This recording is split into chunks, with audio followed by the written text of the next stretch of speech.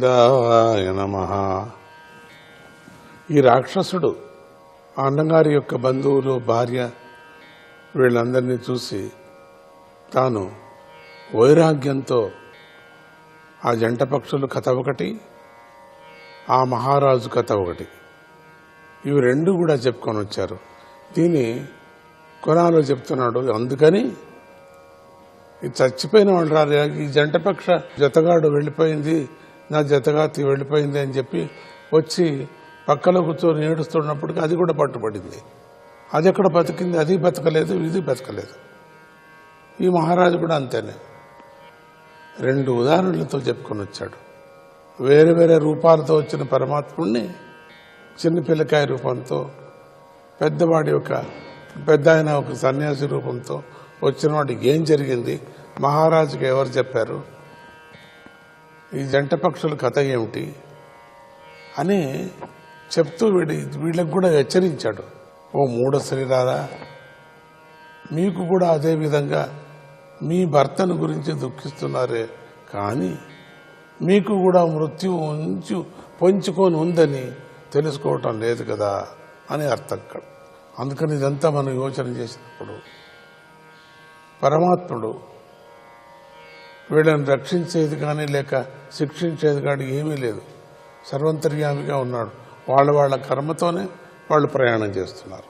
మనం అనుకున్నాం కదా, ఇంటి యజమాని అంత పంచభూతాలతో చేరినటువంటి ఈ శరీరము, అట్లనే పంచరత్నాలతో చేరినటువంటి, నవరత్నాలతో చేరినటువంటి ఆ భవనము యజమాని భవనంలో మొత్తం ఆవరించలేదు. భవనము తందేనే అయినప్పటికీ భవనానికన్నా భిన్నం ఉన్నాడు అని చెప్పుకున్నాం కదా ఉదాహరణ. అట్లనే ఇక్కడ పరమాత్ముడు ఆవరించినప్పటికీ కూడా భిన్నంగా ఉన్నాడు. ఇంద్రియాలు, దేహాదులు, ఏమి వ్యామోహాదులు ఏమున్నాయో దానికన్నా భిన్నంగా ఉన్నాడని మనం మొదటి నుంచి చెప్పుకొని వస్తున్నాం. ఇలా మీరు 100 సంవత్సరాలు దుఃఖించిన ఇతడు ముక్కి లభించడు అని ఆ బాలుడు ఇలా చెబుతుంటే రాజుగారి బంధువులందరూ కూడా తమ మనస్సులో ఆశ్చర్యపోయి ఇదంతా అనిత్యము, వాస్తవంగా లేకున్నా ఉన్నట్లుగా కనిపిస్తుంది, ఇది కలియుగం అని వారు తెలుసుకున్నారు. యముడు ఈ విధంగా కథను చెప్పి యముడు అక్కడే అదృశ్యమయ్యాడు. ఇక్కడ యముడు రాక్షస రూపంతో, తర్వాత అల్పస్వల్పం ఉండినటువంటి ఈ బాధలో వాళ్ళందరూ ఉండినటువంటి వాళ్ళంతా తాను దుఃఖించిపోయాడు. ఎప్పుడూ అదే విధంగా ఉండిపోయారు. ఆ రాక్షసుడు వెళ్ళిపోయాడు. వాళ్ళని హెచ్చరించి వాళ్ళని దూరం తీసుకొచ్చాడు. తనకు అదే గతి పడుతుంది, ఏదో తానేదో పర్మనెంట్గా ఉన్నట్టుగా అనుకుంటున్నాడు. సుయజ్ఞుని బంధువులు పరలోక ప్రాప్తి కలగటానికి కర్మలు కూడా చేశారు. ఈ ఉత్తమమైనటువంటి కర్మలను చేయటం ద్వారా వాళ్ళంతా వెళ్ళి స్వామి లోకంలో పడతారు.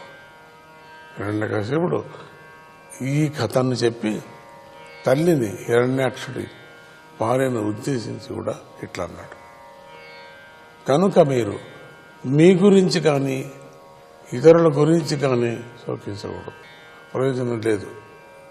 మీరంతా దుఃఖంతో, మీరు అంత ప్రేమతో చుట్టూ కూర్చొని అంత దుఃఖించినా కూడా మళ్ళీ లేయడు, మీతో రాడు, వెళ్ళిపోయినవాడు అని చెప్తూ నిన్ను గురించి కూడా ఇతరుల గురించి కానీ శోకించకండి, నన్ను గురించి కూడా నేను శోకించకూడదు, ఎవరు వెళ్ళారని కానీ వాళ్ళని గురించి కూడా శోకించకూడదు.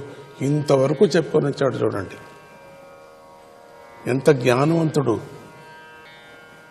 ఎంత జ్ఞానం ఉంది. కానీ పరమాత్ముడి చేతిలోనే పోవాలనేటువంటి సంకల్పంతో, వాడి యొక్క శాపంతో తాను ఉత్తమ లోకానికి వెళ్ళటానికి ప్రయత్నిస్తున్నాడు.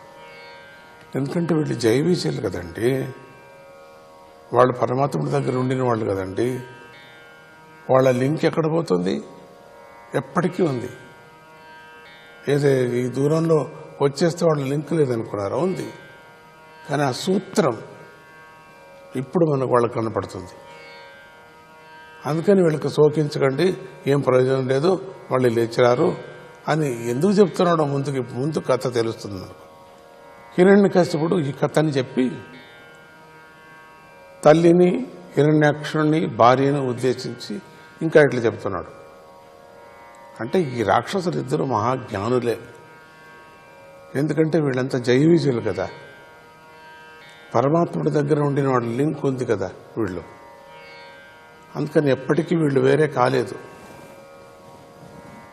అయినా వీళ్ళకేదో అజ్ఞానం ఆవరించి వీళ్ళు చేశారు తప్పులు. ఆ సనక సనందాదుల్ని లోపలికి రాకోకుండా చేసినప్పుడు శాపగ్రస్తులై వచ్చారనుకున్నాం కదంతా. అక్కడ చేసిన కొంచెం ఆ బాధతో ఇంత బాధపడాల్సి వచ్చింది. ఇప్పుడు ఎంత వైరాగ్యం ఇంత చెప్పాడంటే, అంటే రాక్షసుల్లో ఎంత పెద్ద పెద్ద వైరాగ్యవంతులు ఉన్నారు. అందుకేమో అంత రత్నం పుట్టింది, ప్రహ్లాదుడు అనేటువంటి రత్నం. కవులు చెప్తారు, హిరణ్యాక్షుడు కానీ హిరణ్యకశిపుడు కానీ,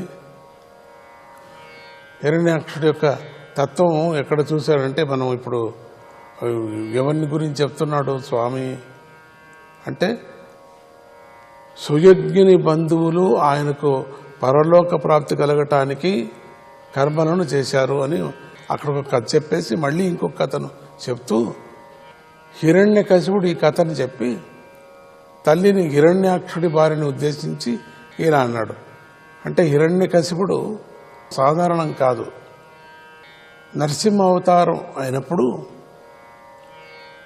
హిరణ్యకశిపుడిని పడుకోబెట్టి తన నఖాలతో, గోళ్లతో, అంటే శాపం అట్లా చేసుకొని వచ్చింది. శాపం దాంట్లో చావకూడదు, దీంట్లో చావకూడదు, దాంట్లో చావకూడదు, అన్ని వరాలు పొందాడు. పొట్టను మాత్రం వదిలేశాడు. అందుకని పొట్టలో చావు వచ్చిందని మనం అందరికీ తెలుసు ఆ కథ మనకు. కానీ కవులు ఏం చెప్పారంటే, పొట్టను చీల్చి చంపింది కాదు, ఈ పొట్టలో ప్రహ్లాదుడు వంటి రత్నాలు ఇంకెన్నున్నాయని ఎతికాడట. పొట్టను చీల్చి ఎతికాడట. నువ్వు కన్నావయ్యా అంటామే, నీ పొట్ట ఎంత భాగ్యమో అంటాం. నీకు ఎటువంటి రత్నాలు నీ పొట్టలో పెట్టుకున్నావో అని అంటూ ఉంటాం. ఎవరైనా ఒక పెద్ద పండితుడు వ్యాఖ్యానం చేస్తూ ఉంటే, అబ్బా ఎంత బండారం పొట్టలో పెట్టుకున్నాడో అనిపిస్తుంది. ఒక దాని ప్రకారం కొంతమందికి సాయం చేసేటప్పుడు ఆ పొట్టలో ఎంత ధనం ఉందో అని అంటాం. కానీ ఇక్కడ పొట్టలో ఉండదు. అది ఒక నుడిలాగా మనం అంటున్నాం. అది నాన్నుడి, అట్లా అందరికీ తెలిసినటువంటి సామెతలాగా. అందుకని ఇక్కడ తన దేవుడికి, ఆ కవి పరమాత్ముడి యొక్క శిష్యుడు. ఆ కవి ఎవరు కాదు, పురంధరదాస్ అని చెప్తారు. అందుకని ఇక్కడ ఆ దాస సాహిత్యంలో చెప్పేటప్పుడు, నా స్వామి కొడుకు ఎదురుగా తండ్రిని మీరు చెప్పేటట్టుగా చీల్చి చంపలేదు.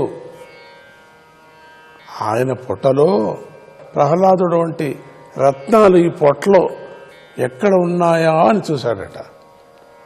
తన స్వామిని తాను వదిలేయలేదు. చూడండి. మాధవాయ నమః.